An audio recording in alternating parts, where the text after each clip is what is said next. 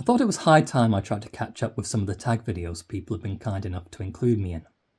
Recently, I was tagged by Phillip at the wonderful channel A Poet Reads to Write, and this was in response to the music to read by or not tag. There are some older tags, some going back a couple of months, which I still need to make responses to, but this one looked the easiest of the four and interesting in its own right. So, we'll begin here.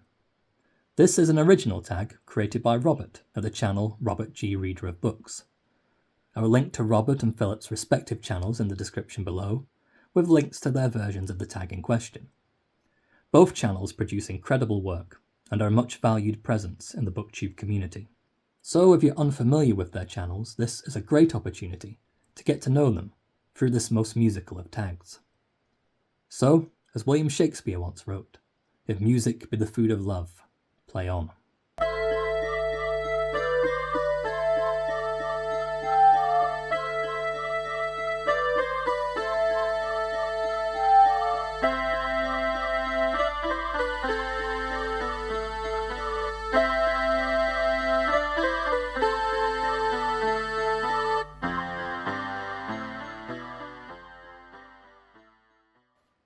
Prompt 1.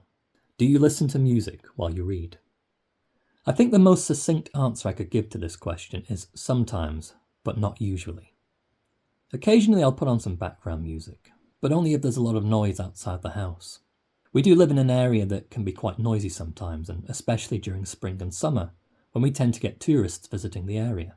So, on those occasions, having some music playing at a low volume can sometimes help me to focus my attention away from any disruptions outside.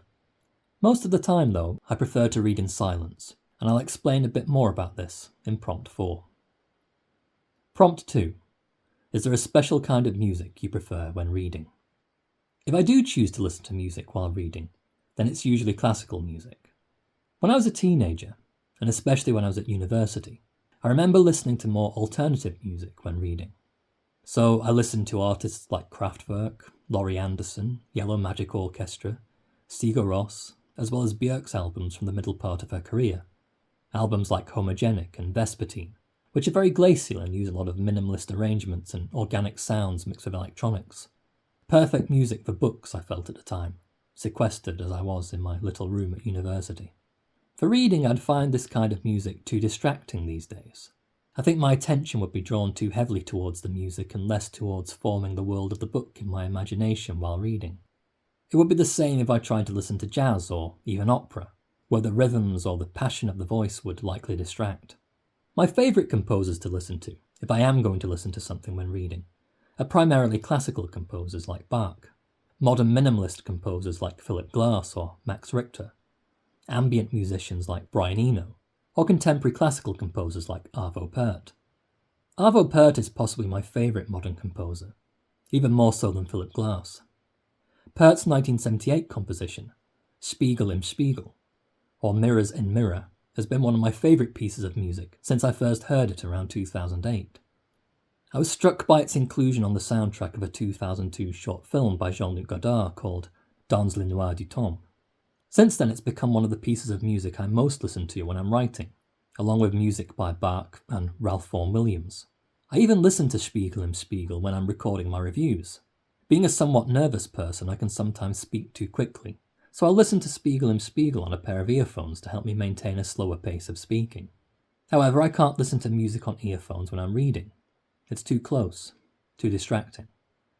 A few years ago, I started picking up second-hand CDs, so I can put a CD on in the background and then I don't have to worry about adverts appearing in the middle of the music, or having to shuffle around a particular selection of works while I'm trapped under a sleeping cat. I have a small collection of CDs that I sometimes listen to when reading. This includes several collections of music by Bach, as well as composers like Beethoven, Debussy, and some of the composers I've already mentioned.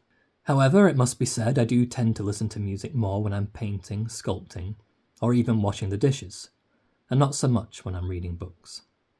Prompt 3. Is there a particular kind of music you would never listen to while reading? Really, it's anything with a propulsive beat, anything high energy or up-tempo, or anything with lyrics, in particular singer-songwriter type stuff, where the lyrics tend to be quite poetic or tell a story. I do listen to these genres of music if it's just for the pleasure of listening to music, But I wouldn't be digging out my Miles Davis, Kate Bush, or early Genesis albums if I was sitting down to read a book.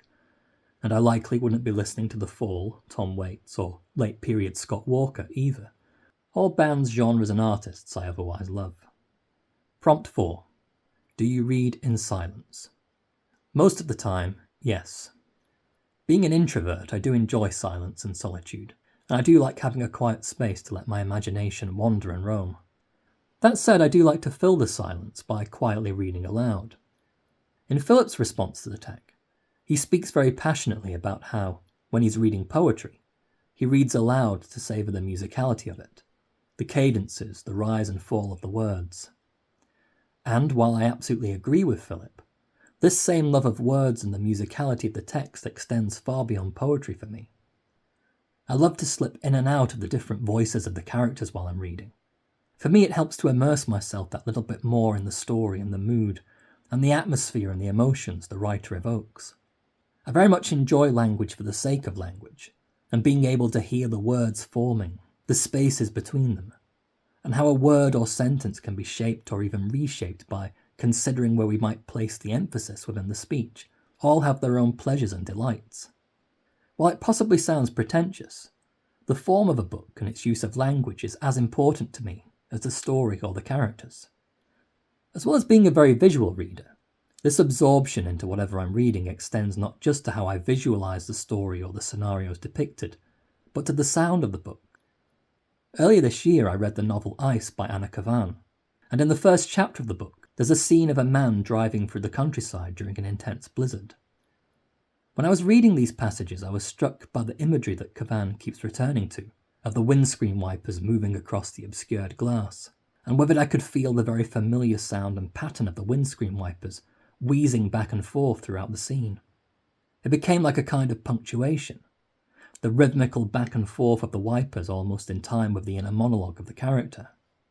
When I read Night of the Crabs by Guy N. Smith a few weeks ago, I could hear the crashing waves in the coastal setting, the caw of the seagulls overhead, the sound of footsteps traipsing across the pebble beach. But I could also appreciate the sense of silence that Smith evokes right before an attack from one of those titular giant crabs, the hushed voices of the characters, the held breaths, the eerie twilight of a beach after dark. Reading aloud helps me to fully immerse myself in that experience of a book, and silence is perfect for this. I know there's been a big push on Booktube about overcoming subvocalization. People see it as a way of being able to read more books and quicker. But for me, no longer having to read for academic necessity, when I read a book, I want to be able to enjoy a book fully, and savouring the language of a book is, for me, a big part of this. Obviously, if I'm reading a book on the bus or train, or if we have visitors at the house, then I probably won't be reading out loud. In those scenarios, subvocalization is fine. But I do think there's something to be said about filling the silence of a space with the words of a book, and getting lost in that push and pull, the flow and the sound of words being brought to life by the human voice. Prompt 5. A scenario. You're reading in a public space and someone begins playing music. What do you do? This isn't so much a scenario as a lived experience for me. Like most people, I've lived in shared accommodation. I take trains and buses to and from work. I've had neighbours throwing parties until the early hours. Normally, unless it's music that fits the criteria for what I like to listen to when reading, then I'd likely just try to ignore it. Prompt 6. Does it matter whether music is playing while you read? Again, this depends on the music, or where I am when the music is playing. We've all likely inhabited shared spaces or communal spaces, whether through living arrangements or as a commuter.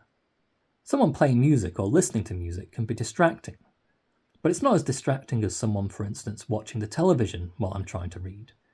I tend to find this a lot more distracting, mostly because of how easy it is to glance away and end up getting engrossed in what's on the screen. But I think this is one of those questions that really depends a lot on the individual context. Prompt 7. The final prompt, as ever, is to tag some people. I haven't made my mind up yet whether to tag anyone directly. If I decide to do so, I'll drop you a mention in the description below. There are several other tags I'm hoping to make videos for in the coming weeks, and I know there are a number of channels I watch that I'd be keen to see a response from in regards to those other tags. So, Not wanting to overwhelm anyone with too many mentions, I'll potentially leave this one as an open invitation to anyone watching the video. If you like the tag and find the prompts interesting, then consider yourself tagged. If you do decide to give this one a go, then do tag me in the description of your video so I can give it a watch and a like.